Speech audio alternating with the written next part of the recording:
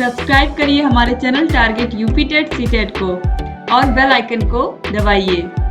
Hello friends, मैं रेनू स्वागत करती हूँ आप सभी भावी अध्यापक एवं अध्यापिकाओं का आपके अपने channel target UP TET CTET में।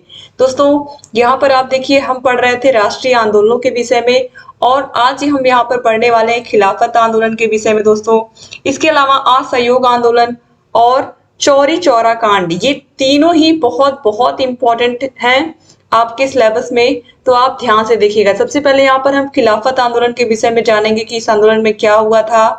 और देखिए, यहाँ पर जो खिलाफत आंदोलन है दोस्तों, यहाँ पर आप देखिए इसका सूत्रपात, यहाँ पर आप देखिए भारतीय मुस्लिमों के एक बहुसंख्यक वर्ग ने राष्ट्रीय स्तर पर किया था। और ये कब हुआ था? 1919 से लेकर के 1922 तक। गांधी जी ने इस आंदोलन को हिंदू तथा मुस्लिम एकता के लिए उपयुक्त समझा और मुस्लिमों के प्रति अपनी सहानुभूति प्रकट की। खिलाफत आंदोलन द्वारा धर्मांधता उभारे जाने के कारण दक्षिण भारत के मालाबार में भीषण हत्याकांड हुआ, जिसे मोपला विद्रोह के नाम से भी जाना जाता है। मोपला आर्थिक दृष्टि से निर्धन मुस्लिम किसान थे, जिनका शोषण ब्रिटिश नीतियों से लाभान्वित नंबूदरी जमींदार और नायक साहूकार वर्ग करता था। एक तरीके से जो अंग्रेज थे वो इन किसानों का, जो गरीब किसान थे, इनका बहुत बुरी तरीके से शोषण कर रहे थे। इनके जो खेत होते थे उसमें जो अनाज होता था उसमें से मैक्सिमम ये कर ले लेते थे, जिससे उनकी जो आर्थिक स्थिति थी उन किसानों की वो बहुत बेकार हो गई। ठीक है, 1921 में इन्होंने अपने दयनीय स्थिति के लिए ब्रिटिश शासन और हिंदू शोषक वर्ग को समान रूप से जिम्मेदार ठहराते हुए विद्रोह कर दिया।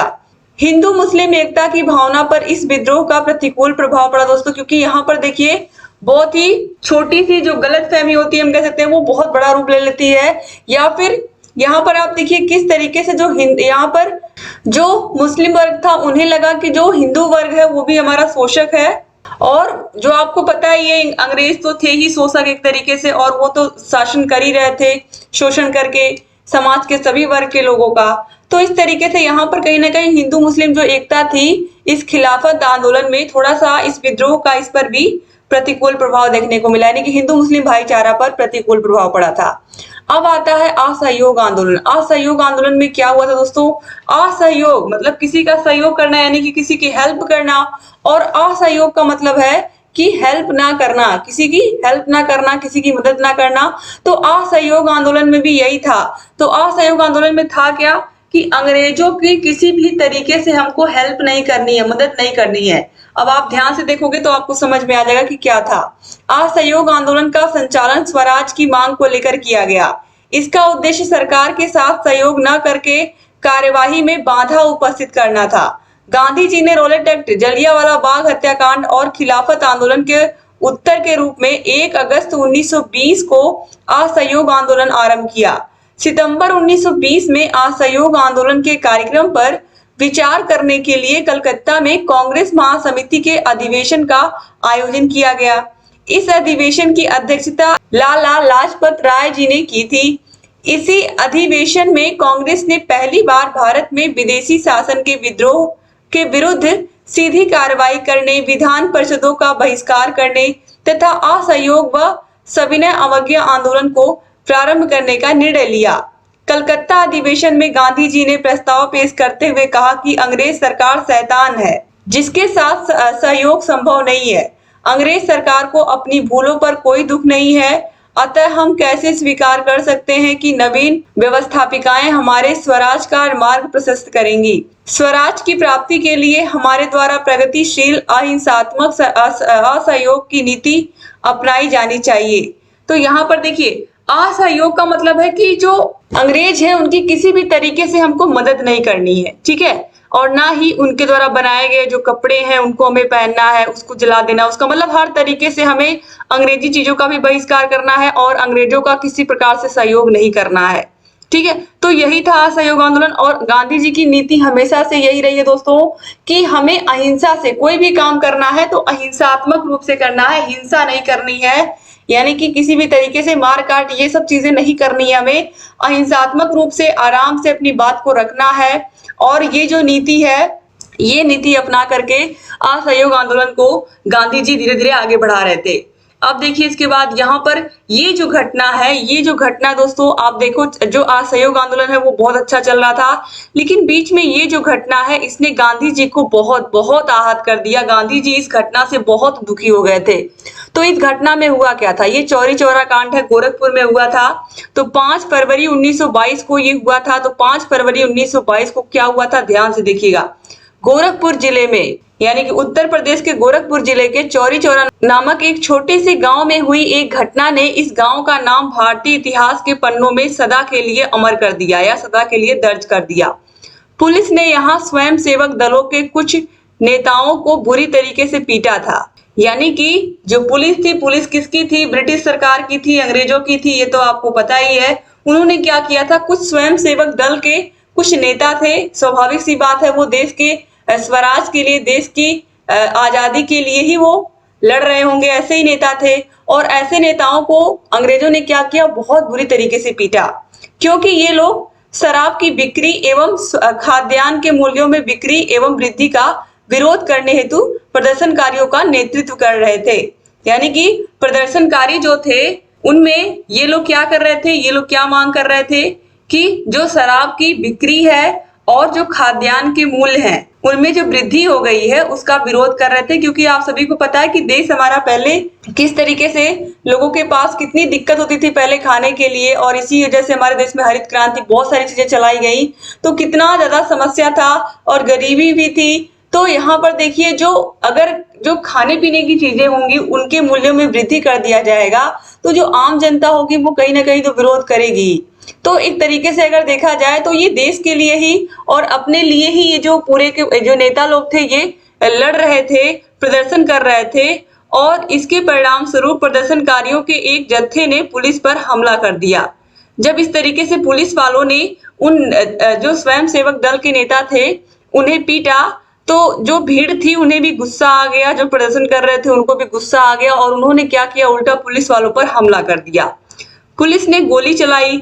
पुलिस की गोली बारी से सारे लोग, जब पुलिस ने गोली चलाई तो पुलिस की गोली बारी से बहुत सारे लोग उत्तेजित हो गए और पुलिस पर आक्रमण कर दिया। क्योंकि बहुत सारे लोग क्या कर रहे थे, धरना दे रहे थे, और उस धरने में बहुत सारे लोग थे। जब उन्होंने देखा कि पुलिस वाले इस तरीके से, जो नेता लोग हैं हमारे, जो आगे आ करके हमारा साथ दे रहे हैं, उनको ये लोग मार रहे हैं, तो जो भीड़ थी वो भी आक्रामक हो गई, उनको भी गुस्सा आ गया। स्वाभाविक सी बात है दोस्तों। तो यहाँ पर आप देखिए, जब जो कि भीड़ ज्यादा थी और पुलिस वाले कम थे, तो यहाँ पर देखिए जब भीड़ उत्तेजित हो गई, भीड़ ने पुलिस वालों पर आक्रमण कर दिया, तो सिपाहियों को भाग करके थाने में छिपना पड़ा। यहाँ पर आप देखिए, सिपाही भागकर थाने में घुस गए तो भीड़ ने थाने में भी आग लगा दी। यानी कि जब जब जो पुलिस वाले थे वो जाकर के थाने में चले गए, जब देखा उन्होंने भीड़ बहुत उग्र हो गई है, तो भीड़ ने क्या किया, थाने में ही आग लगा दिया। जो सिपाही भागने के प्रयास में बाहर आए उन्हें भीड़ ने मार डाला और पुनः आग में फेंक दिया। इस हिंसक घटना में 22 पुलिसकर्मी मारे गए। गांधी जी इस घटना की खबर से बहुत दुखी हो गए तथा उन्होंने तुरंत असहयोग आंदोलन को वापस लेने की घोषणा कर दी।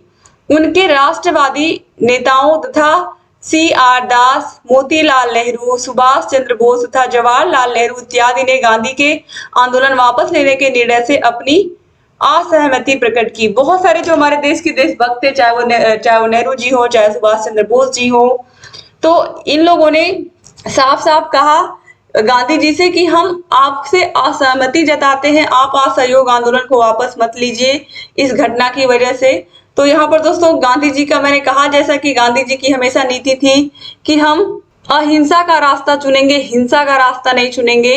लेकिन यहाँ पर एक हिंसा की वजह से गांधी जी ने इतना बड़ा जो आंदोलन चल रहा था उस आंदोलन को वापस ले लिया था। ठीक है, तो ये चौरी चौरा कांड भारत के इतिहास में बहुत बहुत प्रमुख घटना है। अब इसके बाद दोस्तों आता है काकोरी कांड। अब काकोरी कांड में क्या हुआ था, ध्यान से देखिएगा। काकोरी कांड देखिए, काकोरी कांड भारतीय स्वतंत्रता संग्राम के क्रांतिकारियों द्वारा ब्रिटिश राज के विरुद्ध युद्ध छेड़ने की मंशा से हथियार खरीदने के लिए ब्रिटिश सरकार का ही खजाना लूट लेने की एक ऐतिहासिक घटना थी, जो 9 अगस्त 1925 को घटी। इस ट्रेन डकैती में जर्मनी के बने 4 मॉर्टर पिस्तौल काम में लाए गए थे। हिंदुस्तान रिपब्लिकन एसोसिएशन केवल 10 सदस्यों ने इस पूरी घटना को अंजाम दिया था। इसके साथ ही क्रांतिकारियों द्वारा चलाए जा रहे आजादी के आंदोलनों को गति देने के लिए धन की तत्काल व्यवस्था की जरूरत के मद्देनजर शाहजहांपुर में हुई बैठक के दौरान राम प्रसाद बिस्मिल ने अंग्रेजी सरकार का खजाना लूटने की योजना बनाई थी। इस योजना के अनुसार दल के ही एक प्रमुख सदस्य राजेंद्र नाथ लाहिड़ी ने 9 अगस्त 1925 को लखनऊ जिले के काकोरी रेलवे स्टेशन से छूटी 8 down Saharanpur Lucknow passenger train को चेन खींचकर रोका और क्रांतिकारी पंडित राम प्रसाद बिस्मिल के नेतृत्व में अशफाक उल्लाह खां, पंडित चंद्रशेखर आजाद व 6 सहयोगियों की मदद से समूची ट्रेन पर आक्रमण बोलते हुए सरकारी खजाना लूट लिया।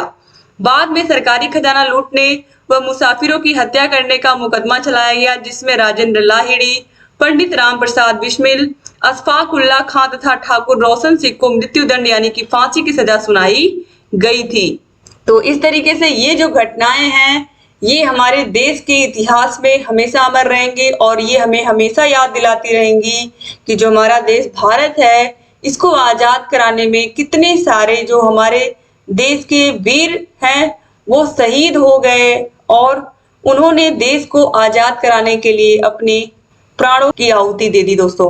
तो इस तरीके से इन घटनाओं को जब आप पढ़ रहे हो, चाहे असहयोग आंदोलन हो, चाहे चौरी चौरा कांड हो, चाहे आपका काकोरी कांड हो, इन सब घटनाओं को आप देख रहे हो तो आप सोच रहे हो कि किस तरीके से लोग कितना ज्यादा परेशान हो चुके थे अंग्रेजों से और किस तरीके से हमारा जो देश है इसको आजाद कराने में बिल्कुल जुट गए थे।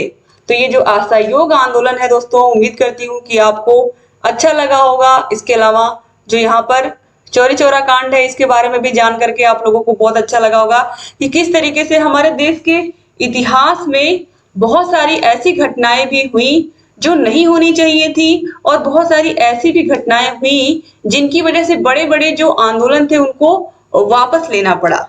ठीक है, तो यहाँ पर दोस्तों देखिए, अगर आप अंग्रेजों के खिलाफ हो तो ये चौरी चौरा कांड है ये आपको बहुत अच्छा लगेगा, क्योंकि जिस तरीके से 200 साल तक अंग्रेजों ने हमारे देश पर शासन किया, कितना जुल्म किया, कितने लोगों को की हत्या की उन्होंने, कितने लोगों को उन्होंने कितना परेशान किया और लगातार 1857 की क्रांति से जो चीजें चलती हुई आ रही थी अंग्रेजों को भगाने की, वो जा करके फाइनली 1947 में पूरा होता है। ठीक है, तो ये जो पूरा लगभग 100 वर्ष हम कह सकते हैं, ये जो पूरी जर्नी है किस तरीके से अंग्रेजों के खिलाफ लड़ी गई और तब जाकर के कहीं हमें 1947 में 15 अगस्त 1947 में जाकर के सफलता मिलती है, हमारा देश आजाद होता है अंग्रेजों के चंगुल से।